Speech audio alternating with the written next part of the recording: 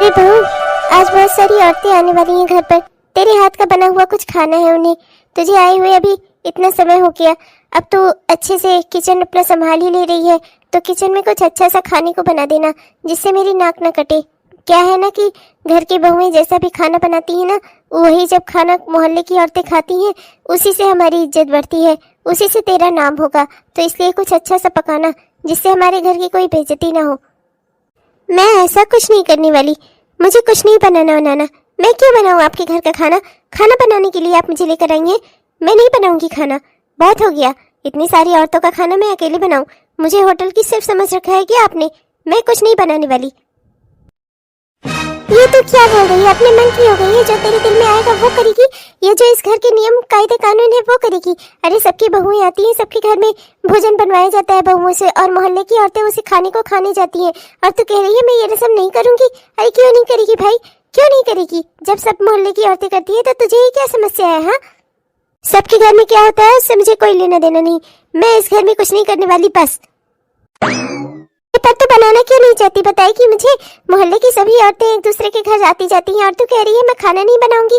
अरे सबके बहुओं के हाथ का खाना मैंने खाया है, तो तू क्यों नहीं बनाएगी भाई? क्या परेशानी है बता मुझे, क्या दिक्कत क्या है? माँ मेरी बात सुनो। माँ जाने दो उसे। पागल हो गया है तो इसकी बात सुन रहा है? देख रहा है महारानी बोल क्या रही है? अरे मैंने ऐसा ही भी बड़ा क्या कह दिया?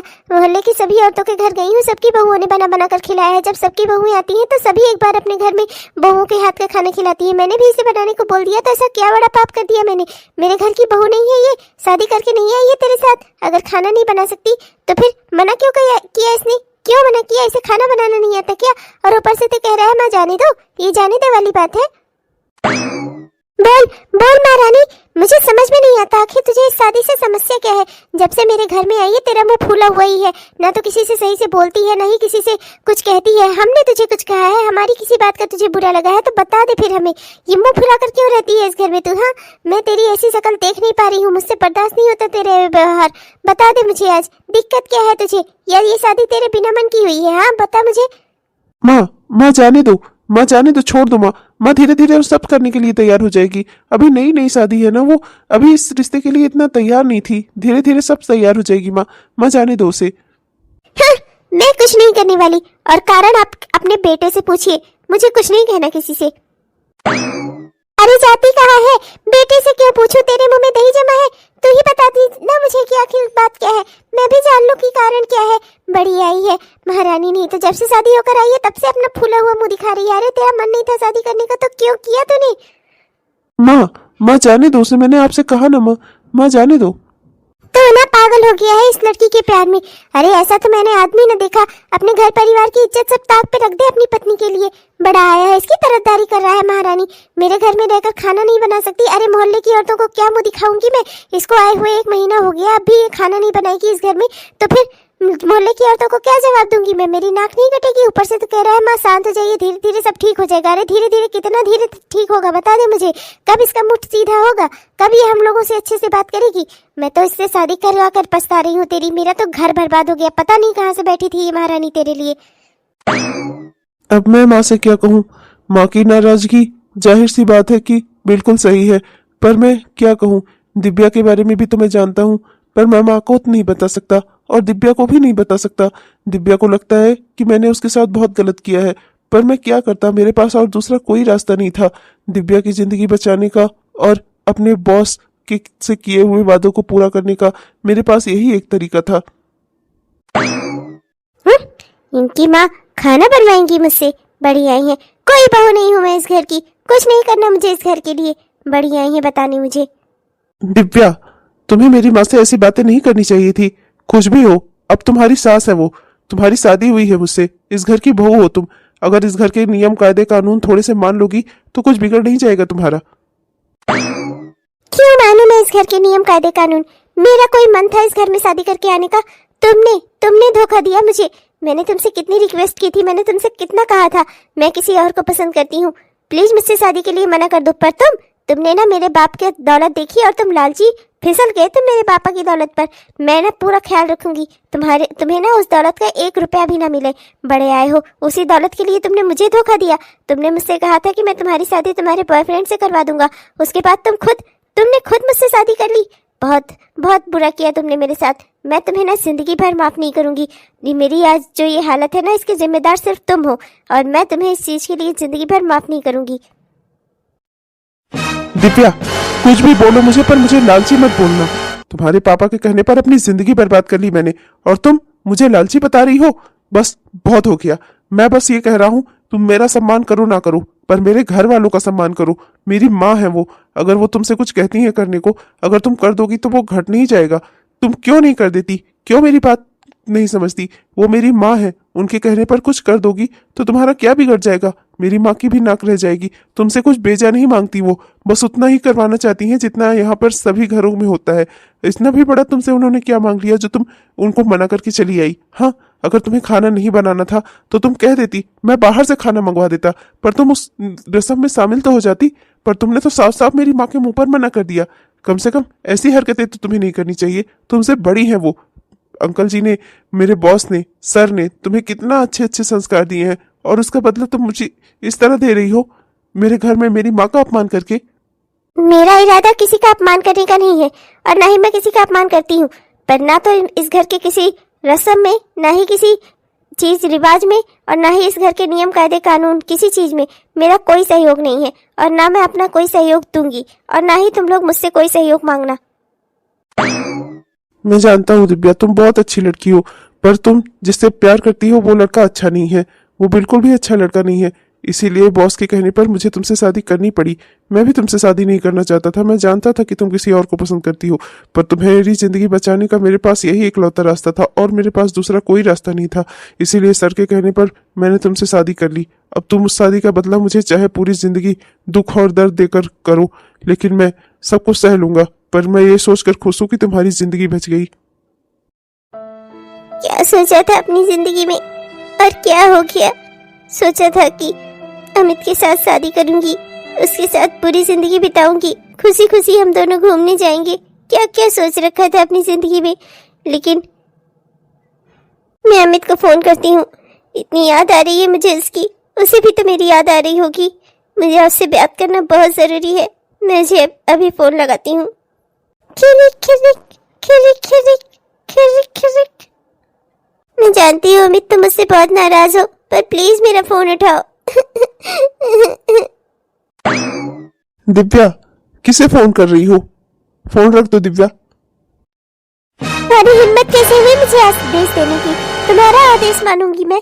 मेरे घर में काम करने वाले एक छोटे से नौकर, तुम मुझे आदेश देने के लायक हो गए? मेरे पापा ने तुमसे मेरी शादी क्या करवा दी? तुम मेरी जिंदगी के मालिक बन गए हो। तुम मेरे फोन रखने के लिए कह रहे हो? तुम्हारी हिम्मत कैसे हुई ये बोलने की? हाँ, मेरे घर में काम करने वाले एक मुलाजिम थे, तुम बन गए हो मेरी जिंदगी के मालिक, जो तुम मुझे फोन कर रखने का ऑर्डर दे रहे हो। क्यों रखूं मैं तुम्हारे कहने पर फोन? मैं तुम्हें कुछ नहीं समझती, समझे तुम? और तुम ना मुझे अपना पति होने का रौब मत दिखाना। मैं तुम्हें अपना पति कभी नहीं मानती, और ना कभी मानूंगी। तुम्हें कैसे समझाऊं दिव्या? वो लड़का अमित बिल्कुल भी अच्छा लड़का नहीं था। वो तुम्हारे पापा की दौलत के पीछे था। वो उनकी दौलत की वजह से ही तुमसे शादी करना चाहता था। एक बार अपने मन से पूछो दिव्या, क्या अमित वाकई में तुम्हें सच्चा प्यार करता था? क्या तुम उसके साथ अपनी आगे की जिंदगी खुशी से बिता पाती? क्या उसके साथ शादी करना तुम्हारे लिए एक अच्छा ऑप्शन था? बिल्कुल दिव्या, सोच कर बताना, अपने मन से पूछ कर बताना। मेरे अमित को तुम्हारे सर्टिफिकेट की जरूरत नहीं है, समझे तुम? और तुम ना मुझे सलाह देने की भी कोशिश मत करो। तुमसे ज्यादा बुद्धिमान हूं मैं। मेरे कंपनी में काम करने वाले एक छोटे से मुलाजिम, तुम मुझे आदेश देने लायक हो गए हो ना, सिर्फ मेरे पापा की वजह से। मेरे पापा को पता नहीं तुम्हें क्या दिखा जो उन्होंने मेरी शादी तुमसे करवा दी। तुमसे मैंने कितनी रिक्वेस्ट की थी कि तुम मुझसे शादी मत करना, इस शादी से इनकार कर देना, पर तुम अमित नहीं, तुम हो मेरे पापा की दौलत के पीछे। तुम्हें लगता है कि मेरे पापा की इकलौती बेटी हूँ, तो मुझसे शादी करने के बाद सब कुछ तुम्हारा हो जाता, इसलिए तुमने मुझसे शादी से इनकार नहीं किया। अब मुझे सब पता चल रहा है। तुम क्या अमित को झूठा साबित करोगे मेरी नजरों में? मैं सब जान चुकी हूँ तुम्हारे बारे में। आशीष, तुम एक बहुत धोखेबाज और लालची किस्म के इंसान हो। मैं तुम्हें कभी माफ नहीं करूंगी। दिव्या, आज मेरे कमर में बहुत दर्द है। क्या मैं यहाँ सो सकता हूँ? बिल्कुल नहीं। जहाँ रोज सोते हो जाकर वहीं पर सो, और मुझे ये अपनी तकलीफें दिखाना बंद कर दो। तुम्हारी रियल की बीवी नहीं हूँ मैं, समझे तुम? चलो जाओ यहाँ से। जमीन पर सोने वालों की औकात ना जमीन पर सोने वाली ही होती है। उन्हें बिस्तर रास नहीं आते। बड़े आए हैं बोलने, इन्हें मैं अपने बगल में सुलाऊंगी। बड़ा आया है, कमर में दर्द है, पीठ में दर्द है, तुम्हारे दर्द का ठेका नहीं लिया है मैंने, मेरे दुख का ठेका लिया था तुमने। नमस्ते सासू माँ, मेरी सासू माँ, बिल्कुल आप जैसे कहेंगी। बहू आपको खाना बनाकर क्यों नहीं खिलाएगी भला? अरे मैंने सब सिखा दिया है उसे, आप बिल्कुल भी चिंता ना करें। बहू तेरे दूर की सांस लगती हूँ मैं, और मैं यही उम्मीद करती हूँ कि जो संस्कार मैंने तुझे सिखाए थे वही संस्कार तूने अपनी बहू को सिखाए होंगे। देख पीढ़ी दर पीढ़ी ही संस्कार चलते हैं। अब बहू को भी बुला दे, बहू से भी मिल लूँ तब जाऊँ। और मैं तो सोच रही थी आज रात यहीं रुकती हूँ, बहू के हाथ का खाना खा लूंगी तभी जाऊंगी कहीं। इन्हीं बहू के हाथ का खाना खाना है, बहू के संस्कार देखने हैं। मैं उसे बुलाती हूँ, इधर जाती है उधर, क्या संस्कार दिखाऊंगी मैं इन्हें। आज तो भगवान पता नहीं कितनी बेइज्जती रखी है मेरी आज के दिन में। पता नहीं कहाँ से ये सासू माँ आ गई, मेरी दूर की सास है, पर जाकर गांव में मेरी इतनी बेइज्जती करेंगी ना, ये कहेंगी कि मैंने अपनी बहू को कुछ सिखाया ही नहीं है। मैं करूँ क्या भगवान, मैं करूँ क्या? अब इन्हें उससे मिलना भी है। अरे ओ बहू शांति कहाँ खो गई? चलो बहू को बुलाओ, उससे कहो जल्दी से कुछ बनाए बनाए। मुझे तो भाई 8 बजे तक खाना खाइए चाहिए होता है रात में, बस उससे ज्यादा देर में नहीं कर सकती। चलो बहू को बुलाओ, उसे आदेश तो खाना वाना बनाने के लिए। वो मैं कह रही थी सासू माँ, आप मेरी दूर की सास है, उससे क्या होता है, क्या फर्क पड़ता है तो मेरी सास ही ना। मैं तो यही चाहती हूँ कि मैं आपकी खूब सेवा करूँ। एक काम करिए, आप बैठिए ना, मैं आपके लिए फटाफट से खाना बना कर ले आती हूँ। और आपको तो मेरे हाथ के पराठे बहुत अच्छे लगते हैं ना, मैं वो पराठे बनाऊंगी, वो प्याज वाले पराठे बनाऊंगी मैं आपके लिए। आप बैठो, मैं अभी लेकर आती हूँ। अरे शांति, ये तू क्या बोल रही है? बहू एक बात बता मुझे कि अब क्या बुढ़ापे में भी तू ही खाना बनाएगी? तेरी बहू आ गई है, जब तू बहू बनकर इस घर में आई थी तब तेरी सास को आराम हुआ था, और अब जब तेरी बहू आ गई है तो तुझे आराम होगा ना। अब वो बनाकर खिलाएगी, बुला उसे, उससे कह कि खाना बनाकर लाए। अरे सासू माँ, आपकी सेवा का सौभाग्य मुझे कम ही मिलता है ना, तो मैं ही ये सौभाग्य लेना चाहती हूँ। आपको खाना खिलाऊंगी, आप मुझे आशीर्वाद दोगी, फिर भला मुझे अब आशीर्वाद इस बुढ़ापे में आपके अलावा कौन देगा? बैठो आप, मैं बनाकर लाती हूँ।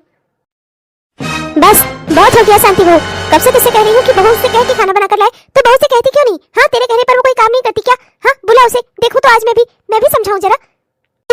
मैं उसे अभी बुला देती हूँ, आप नाराज मत होइए सासू माँ। दिव्या, ओ दिव्या बाहर आओ जरा। बेटा देखो तुम्हारी दादी सास आई है, आओ आओ। प्रणाम दादी सास जी।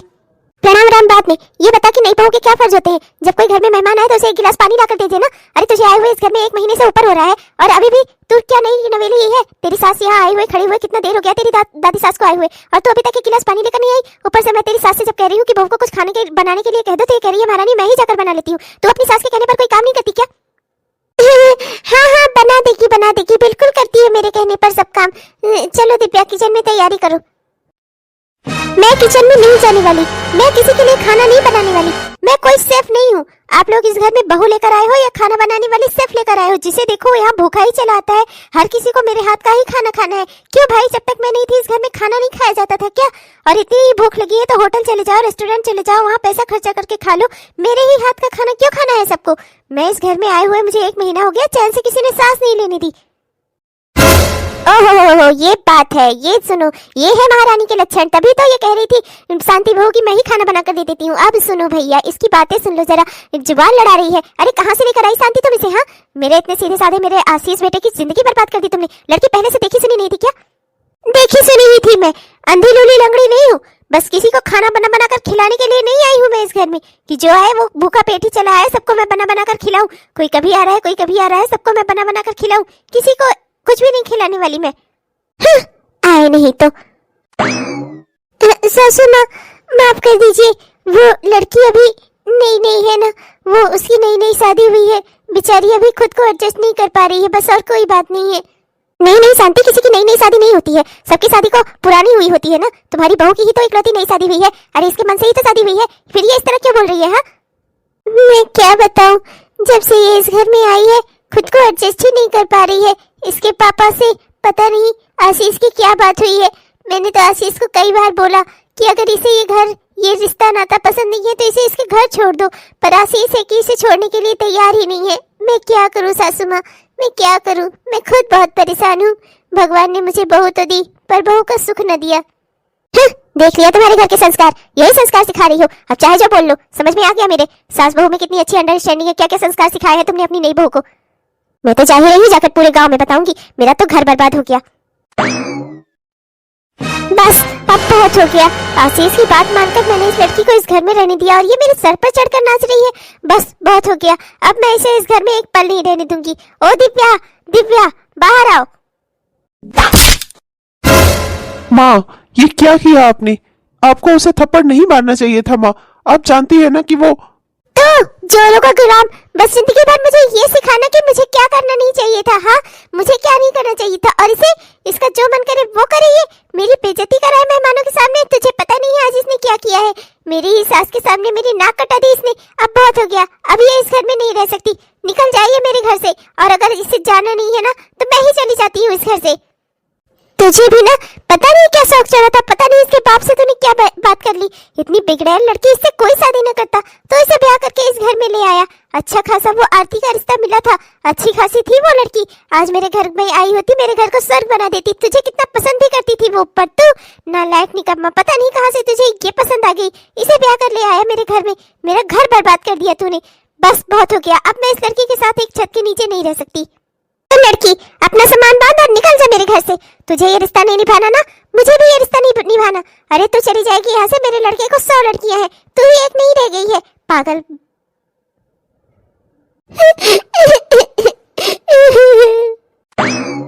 और तू अच्छे से सुन ले, इसे रोकने की और मुझे समझाने की दोनों कोशिश मत करना, दो की दोनों बेकार जाएगी तेरी। सबको बस अपनी अपनी फिक्र है। किसी को ये रिश्ता नहीं निभाना, किसी को किसी के साथ नहीं रहना। मेरी तो किसी को पड़ी ही नहीं है। अब मैं दिव्या के पापा को क्या जवाब दूंगा, क्या जवाब दूंगा सर को? अगर दिव्या इस घर से निकली तो वापस से उस अमित से जाकर मिलेगी, और वो अमित अच्छा इंसान नहीं है। मैं कैसे समझाऊं दिव्या को, और मैं कैसे समझाऊं अपनी माँ को? बड़ी मुश्किल से तो उन्हें इतने दिनों तक मैंने मना कर रखा था, अब मैं इससे ज्यादा उन्हें मना भी तो नहीं सकता। मैं क्या करूं भगवान, मैं क्या करूं? भले ही आज दिव्या मेरी पत्नी हो, पर मेरा उसके ऊपर इतना भी अधिकार नहीं है कि मैं उसे इस घर से जाने से रोक सकूं। मैं क्या करूं भगवान, मैं कैसे बचाऊं दिव्या को? हाय आशीष, कैसे हो? और तुम रो क्यों रहे हो, क्या बात हो गई? जिसका नसीब खराब हो वो इंसान बस रो ही सकता है, और मेरे पास दूसरा ऑप्शन भी क्या है आरती? ऐसा क्यों बोल रहे हो? ऑप्शन तो तुम्हारे पास हमेशा था जिंदगी में। तुम्हें जो अच्छा लगा तुमने उसका चुनाव किया। मैं कितना तुम्हें पसंद करती थी, पर तुमने कभी मेरी ओर ध्यान नहीं दिया। चलो खैर, इस बात का मुझे कोई मलाल नहीं। मैं तो इस बात से खुश हूँ कि तुम मेरे अच्छे दोस्त तो बने। चलो कम से कम अपनी दोस्ती ही निभाएंगे। भले ही हमारी शादी ना हो सकी हो, भले ही मेरी जगह तुम्हें दिव्या पसंद आई हो, कोई बात नहीं। मैं इस बात का बुरा नहीं मानती। हर इंसान का अपना अपना मन होता है, जिसे जो पसंद हो उसे उसी के साथ शादी करनी चाहिए। मेरा तो यही मानना है। पर अब तुमने अपने मन की लड़की से शादी कर ली, उसके साथ अपना घर बसा लिया, अब तुम्हें क्या दुख है? अब तुम क्यों रो रहे हो? मेरे दुख की सिर्फ एक वजह है, और वो वजह है अमित। तो क्या दिव्या अभी भी अमित से? मैं नहीं जानता, और न ही मैं सोचना चाहता हूँ। मैं जा रहा हूँ यहाँ से अपने मन की शांति खोजने, बहुत दूर कहीं। अरे आशीष सुनो तो, आशीष। चली जा रही हूँ मैं यहाँ से, मुझे भी यहाँ नहीं रहना। अपने अमित के पास चली जाऊंगी मैं। हेलो दिव्या, आशीष का घर छोड़कर जा रही हो हमेशा के लिए? हाँ, मैंने तुम्हारा रास्ता क्लियर कर दिया है। अब तुम जाकर आशीष से शादी करके हमेशा के लिए उसके घर में रह सकती हो। मैं जिससे प्यार करती थी मैं तो उसी से शादी करना चाहती थी। तुम्हारे आशीष ने मुझे धोखा दिया, इसकी वजह से हम सबकी जिंदगियां बर्बाद हो गई। पर अब कोई बात नहीं, अब सब सुधर जाएगा। तुम आशीष से शादी कर लो, मैं अपने अमित के पास वापस लौट रही हूँ। ओह, अमित के पास वापस लौट रही हो? पर लौटोगी कैसे? अमित के पास तो अब कोई और है ना। तुम्हारे कहने का मतलब? अभी समझा देती हूँ तुम्हें, चलो मेरे साथ। वो बड़ा वाला पार्क है ना, वहाँ पर चलो। रुपए पैसे की तुम कोई चिंता मत करो, मेरे पापा के पास बहुत सारे पैसे हैं। मैं हूं ना तुम्हें देने के लिए। 5,000, 8,000, 10,000 जितने भी चाहिए हो बताना मुझे। आगे से कोई संकोच मत करना, ठीक है? और ये जो मैंने तुम्हें 15,000 रुपए दिए हैं, इसे तुम्हें मुझे लौटाने की भी कोई जरूरत नहीं है। और देखना जल्दी ही ना मैं तुम्हें तुम्हारा मोबाइल फोन भी खरीद दूंगी। अच्छा मैं चलती हूँ, बाय, हम फिर मिलेंगे कल। Okay bye. हेलो हेलो, किसका फोन आ रहा है? Hello hello. हाँ यार, हाँ। अरे तेरी वाली पटी, मेरी वाली तो भाई आज 15,000 देकर गई है, और बोल कर गई है कि जरूरत नहीं है इसे लौटाने के बारे में सोचने की भी। कह के तो ये भी गई है कि अगले महीने नया मोबाइल फोन भी खरीदवाएगी। मैं तो सोच रहा हूँ कि कुछ दिनों में इससे बाइक भी निकलवा ही लूं। हाँ और क्या, एक अच्छी बाइक भी हो जाए। किसके बारे में बात कर रहा है? अरे वो ओम प्रकाश। अरे इतना बड़ा बिजनेसमैन एकदम बेवकूफ का बेवकूफ। गधे ने अपने मुलाजिम से अपनी बेटी की शादी करके उसे अपनी जायदाद से बेदखल करके अपने जमाई को सब कुछ दे रखा है। हाँ, उसने अपने जमाई को राजा बना दिया और खुद भिखारी बन गया। तो अब मैं उसकी बेटी से क्यों बात करूंगा? अरे हाँ, फोन लगा रही थी पर मैंने उठाया ही नहीं, बात ही नहीं करनी मुझे उससे। अरे पैसों के लिए ही तो मैं उससे प्यार का नाटक कर रहा था।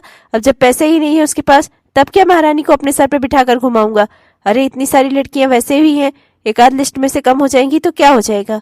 हाँ, अच्छा ठीक है, मिलता हूँ। आज तो भाई 15,000 मिले हैं, खूब अच्छी शॉपिंग करेंगे, खूब अच्छी पार्टी करेंगे, पार्टी। ये अमित था ना, ये मेरे साथ इतना बड़ा धोखा करेगा, मैंने कभी सपने में भी नहीं सोचा था। ये दिखाने तो तुम्हें यहाँ लाई थी। मैं तो अमित की सच्चाई बहुत समय से जानती थी, जब से आशीष ने तुमसे शादी की तब से। आशीष बहुत अच्छा इंसान है, जिसने तुम्हारी सच्चाई जानते हुए भी कि तुम अमित से प्यार करती हो, तब पर भी उसने तुमसे शादी की, तुम्हारी जिंदगी बचाने के लिए, जिससे तुम उस अमित के फेर में न पड़ो। अमित एक अच्छा इंसान नहीं था, वो हमेशा तुम्हारे पापा की जायदाद के पीछे था, इसीलिए वो तुमसे शादी करना चाहता था, जिससे तुम्हारे पापा के पैसों पर वो ऐश कर सके। इसीलिए तुम्हारे पापा ने अपनी सारी प्रॉपर्टी आशीष के नाम करके तुम्हारी शादी आशीष से करवा दी। अब तुम्हें समझ में आया आशीष कितना अच्छा इंसान है? तुम एक पत्थर के चक्कर में एक हीरे को टक्कर में मार रही थी। कैसी औरत हो तुम? अच्छा खासा तुम्हारा घर बसा हुआ है, आशीष तुम्हें कितना पसंद करता है, कितना प्यार करता है, लेकिन तुम उस अमित के फेर में हो, और वो अमित तुम्हारे पापा की प्रॉपर्टी के पैसों के फेर में। अब तुम खुद ही सोच लो तुम्हारा भला किसमें है। एक बात तुम्हें बताना चाहूंगी, आशीष बहुत अच्छा इंसान है। मैं उसे अपनी किस्मत में चाहती थी, पर उस भगवान ने उसे मेरी किस्मत में नहीं दिया, भगवान ने उसे तुम्हारी किस्मत में लिखा। पर तुम्हें उसकी कोई कदर ही नहीं है। अच्छे इंसान की कदर करना सीखो, वरना दिव्या, जिंदगी में अगर तुम अच्छे इंसानों की कदर नहीं करोगी ना, तो फिर कोई भी तुम्हारी कदर नहीं करेगा। एक दिन जिंदगी में अकेली होकर रह जाओगी। नहीं, अब मैं अपने घर वापस जाऊंगी, मैं आशीष के साथ रहूंगी। मुझसे बहुत बड़ी गलती हो गई, मैं आशीष की सच्चाई, आशीष के प्यार को समझ ही नहीं पाई। मैं अमित के बहकावे में आ गई थी, मुझसे बहुत बड़ी गलती हो गई। मैंने अपनी सास का अपमान किया, अपने पति का अपमान किया, मैंने बहुत बड़ा पाप किया। मुझसे गलती हो गई।